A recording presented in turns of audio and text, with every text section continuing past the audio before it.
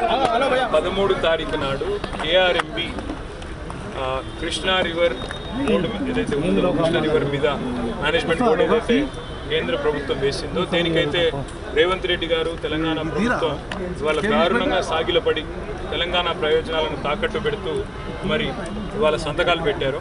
దాన్ని నిరసిస్తూ మేము చెలో నల్లగొండ కార్యక్రమానికి పిలుపునిచ్చిన విషయం మీకు తెలిసింది. ఆ కార్యక్రమంలో కృష్ణానది బేసిన్లో ఉండే 5 జిల్లాలు రంగారెడ్డి, నేను చెప్పేది పూర్వ జిల్లాలు, రంగారెడ్డి, హైదరాబాదు, మహబూబ్ నగర్, పార్ట్ ఆఫ్ ఖమ్మం, అంతటి నుంచి కూడా గౌరవ ప్రజాప్రతినిధులందరితో కూడా మేము ఆల్రెడీ మీటింగ్ పెట్టాం. దాని కొనసాగింపుగానే ఈరోజు GHMC కార్పొరేట్లతో కూడా మీటింగ్ పెట్టాం. 13 నాడు నల్గొండ సమావేశానికి సంబంధించి హైదరాబాద్ నుంచి ఎవరెవరు కదిలి రావాలి అనే విషయం చర్చించుకున్నాం. దాంతోపాటు 19 నాడు జనరల్ బాడీ మీటింగ్ కూడా ఉంది GHMC. తప్పకుండా ఈ రాష్ట్ర ప్రభుత్వం ఏదైతే హైదరాబాద్ నగరం మీద పగబట్టినట్టుగా వ్యవహారం చేస్తూ ఉందో దాన్ని కూడా నిరసించాలని చెప్పి కూడా నిర్ణయం తీసుకున్నాం. మా గౌరవ శాసనసభ్యులు కూడా అందరూ హాజరవుతారు జనరల్ బాడీ మీటింగ్కి. హైదరాబాద్ పరిధిలో ప్రజలు మాకు ఏకపక్షంగా తీర్పిచ్చారు. 16 మంది శాసనసభ్యులను గెలిపించినందుకు గ్రేటర్ హైదరాబాద్లోని ప్రజలకు ధన్యవాదాలు చెబుతూ మరి మా శాసనసభ్యులందరూ కూడా ఈ సమావేశం జనరల్ బాడీ మీటింగ్ కూడా హాజరు కావాలని కూడా నిర్ణయం తీసుకున్నాం. ప్రభుత్వం ఏదైతే హామీలు ఇచ్చిందో అవన్నీ కూడా నిలబెట్టుకోవాలని మాట్లాడుకున్నాం. సరే, ఎవరైనా ఒకరో ఇద్దరు పార్టీ నుంచి పోతారో అని మీరు అడిగారు.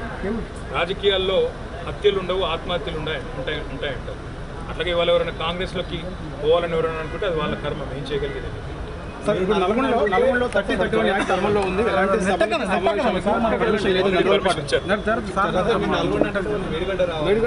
అదే చెప్తున్నాను కదా, వాళ్ళు ఎంత మూర్ఖులంటే మేడిగడ్డ కట్టిందే కేసీఆర్ గారు, కాళేశ్వరం కట్టిందే కేసీఆర్ గారు.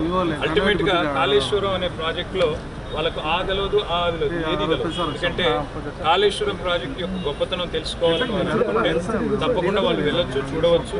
ప్రపంచంలోనే అతిపెద్ద లిఫ్ట్ ఇరిగేషన్ ప్రాజెక్ట్ కాళేశ్వరం. దానిలో ఒక మేడిగడ్డ బరాజ్లో ఏదో చిన్న సమస్య వస్తే దాన్ని భూతత్వంలో పెట్టి కాళేశ్వరం ఫెయిల్ అయిందని ఎవరైనా చెప్పాలనుకుంటే అది వాళ్ళ మూర్ఖత్వం అవుతుంది. ఎందుకంటే సూర్యుడి మీద ఉమ్మేస్తే వచ్చి మనం ఉమ్మేది పడదు. కాళేశ్వరం ప్రాజెక్ట్ యొక్క ఒక్కసారి మొత్తం డెప్త్ ఏంటనేది వాళ్ళు అర్థం చేసుకుంటే ఎన్ని బరాజులు ఉన్నాయి, ఎన్ని పంప్ హౌజెస్ ఉన్నాయి, ఎన్ని గ్రావిటీ కెనాల్స్ ఉన్నాయి, ఎన్ని టన్నల్స్ ఉన్నాయి, ఇది వాళ్ళు ఒకసారి చూసి తెలుసుకొని కొంత ఇంగిత జ్ఞానం కూడా తెచ్చుకుంటే కాంగ్రెస్ వాళ్ళు కూడా మంచిది. మీరు వెళ్తారా సార్? మేము కట్టిందే మేము స్వామి, వాళ్ళు చూడాలి, మేంగా చూడాల్సింది. ఈరోజు నేను మీకు కానీ రాష్ట్ర ప్రజలకు కానీ చేసే విజ్ఞప్తి ఏమంటే, కాళేశ్వరం ద్వారా వచ్చిన పంటలు, కాళేశ్వరం ద్వారా పండిన పంటల వల్లనే తెలంగాణ ఈరోజు భారతదేశానికి ధాన్య భాండాగారం అయింది, అన్నపూర్ణగా మారింది. కాబట్టి కాళేశ్వరం సక్సెస్ గురించి కొత్తగా మాకు చెప్పాల్సిన అవసరం కానీ, అందులో ఏమైనా చిన్న చిన్న లోపాలు ఉంటే ప్రభుత్వం దగ్గరే మొత్తం అధికార యంత్రాంగం ఉంది, దాన్ని మంచిగా పూర్తిగా సవరించమనండి. చక్కగా ఎక్కడన్నా చిన్న లోపాలు ఉంటే ఎత్తి చూపమనండి, మాకు అభ్యంతరం లేదు. కానీ దీన్ని ఏదో రాజకీయంగా వాడుకుంటామంటే వాళ్ళు ప్రతిపక్షంలో లేరు. వాళ్ళు మాట్లాడితే మమ్మల్ని అంటున్నారు ఇంకా మేమేదో అధికారంలో ఉన్నామని అనుకుంటున్నాం అంటున్నారు. కానీ వాస్తవం ఏంటంటే వాళ్ళకి ఇంకా అధికారంలో ఉన్నట్టు వాళ్ళకే అనిపిస్తలేనట్టు.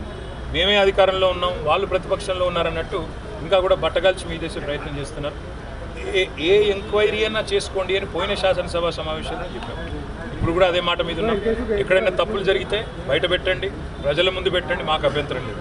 ఎక్కడైనా లోటుపాట్లుంటే, ఇంజనీరింగ్ లోటుపాట్లుంటే సవరించండి, ప్రభుత్వం మీచి. అంతేగాని ఒక అద్భుతమైన ప్రాజెక్టుని ఇవాళ బట్టగాల్చి మీదేసి దాన్ని ఏదో బ్రష్ పట్టిద్దాం అనుకుంటే అది మీ అమాయకత్వం మాత్రం. చాలా మంది ఐఏఎస్ల మీద ఆరోపణలు వస్తున్నాయి. దీన్ని ఏముంది స్పందన? ఐఏఎస్ల మీద ఆరోపణలు వస్తే చర్యలు తీసుకోండి, తప్పేం. ఐఏఎస్ల మీద వచ్చిన ఇప్పుడు సింపుల్ బ్రదర్, ఈ రాష్ట్రాన్ని నడుపుతున్న వ్యక్తే ఓటుకు నోటు కేసులో దొరికిపోయిన వ్యక్తి, ఒక క్రిమినల్. ఇక ఆయనకు క్రిమినల్ ఆలోచనలు తప్ప వేరే ఉండవు. ఆయన ఒకవేళ ఎవరి మీద అయినా ఏదైనా చర్యలు తీసుకోదలుచుకున్నా, ఎవరినైనా ఏదైనా చేయదలుచుకున్నా నిరభ్యంతరంగా చేసుకోవచ్చు. అధికారం వారి చేతిలో ఏమైనా చేసుకోవచ్చు.